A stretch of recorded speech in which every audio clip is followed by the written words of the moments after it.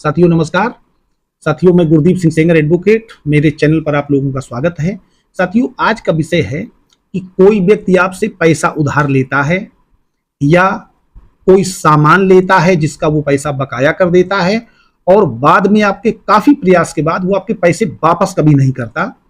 तो क्या लीगल प्रक्रिया आप अपनाएं जिससे वो आपके पैसे वापस कर दे और आपका कोई लड़ाई झगड़ा भी ना हो, सम्मान बना रहे।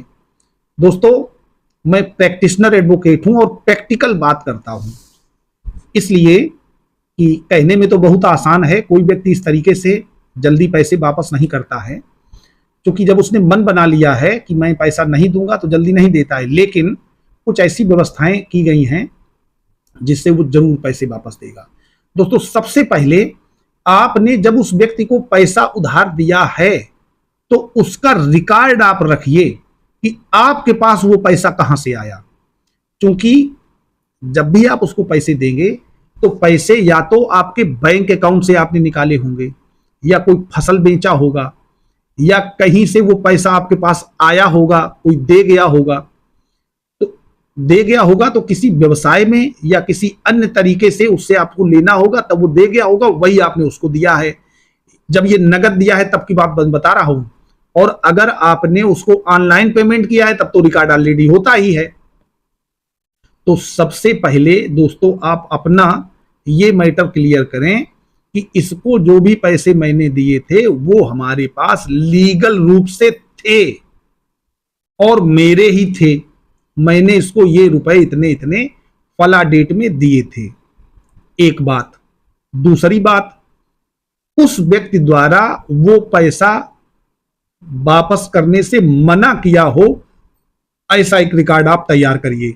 जैसे या तो उससे टेलीफोन पर आप पैसे मांगिए और उसकी रिकॉर्डिंग करिए, उससे कहिए कि आपको इतने इतने पैसे फला फला दिन दिए गए थे, इस बाबत दिए गए थे, आपको पैसे वापस नहीं कर रहे हैं, कब वापस करेंगे डिटेल बताइए और उसको आप रिकॉर्ड कर लीजिए और उसकी एक सीडी बनवा लीजिए या पेन ड्राइव में सुरक्षित कर लीजिए और उस पेन ड्राइव का एक धारा 65 का प्रमाण पत्र बनवा लीजिएगा, एविडेंस एक्ट उसका आईटी एक्ट का, कि ये डाटा इस मोबाइल से इस तरीके से संरक्षित था और इसको इस सीडी में ट्रांसफर किया गया या पेन ड्राइव में ट्रांसफर किया गया, जो बिल्कुल सुरक्षित है।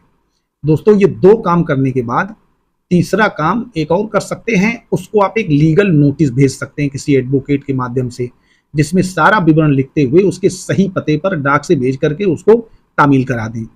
जब ये तीन चीजें हो गई तो ये कंफर्म हो गया कि आपको उससे इतना पैसा लेना था, उसको आपको इतना पैसा देना था, वो देने से इनकार कर रहा है।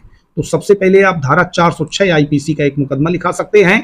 वो मुकदमा लिखते ही उस पर्सन की दौड़ धूप चालू हो जाएगी, पुलिस एक्टिव हो जाएगी। आपको कहीं कोई रिश्वत नहीं देना है, आप सीधे थाने में या न्यायालय से 156(3) के माध्यम से, 156(3) सीआरपीसी का सेक्शन है, इसके संबंध में चैनल पर पहले से वीडियो पड़े हुए हैं। डिस्क्रिप्शन में मैं इसका भी लिंक दे देता हूं ताकि आप चाहें तो उसको देख सकते हैं। न्यायालय से 156(3) के माध्यम से आप एक मुकदमा दर्ज करा सकते हैं धारा 406 आईपीसी का। और अगर लेन देन ऐसे लोगों के साथ में है जो विश्वसनीयता रखते हैं, जैसे एक डॉक्टर अपने मुवक्किल का रुपया लिए हुए है, कोई एडवोकेट अपने क्लाइंट का रुपया लिए हुए जो किसी मुकदमे में मिला था, एक गुरु अपने शिष्य का रुपया लिए हुए है, या एक मालिक अपने नौकर का रुपया लिए हुए है, या कोई अपर ऑफिसर अपने जूनियर ऑफिसर का रुपया लिए हुए है, या ऐसे मालिक का रुपया एजेंट लिए हुए है, या एजेंट अपने किसी पॉलिसी होल्डर का रुपया लिए हुए है, या ऐसे विश्वसनीयता वाले मामले जहां पर पैसे का लेन देन किया हो जाता है और वो लीगल होता है, तो धारा 409 आईपीसी का मुकदमा आएगा, वो ज्यादा खतरनाक है। तो आप एक मुकदमा लिखा सकते हैं।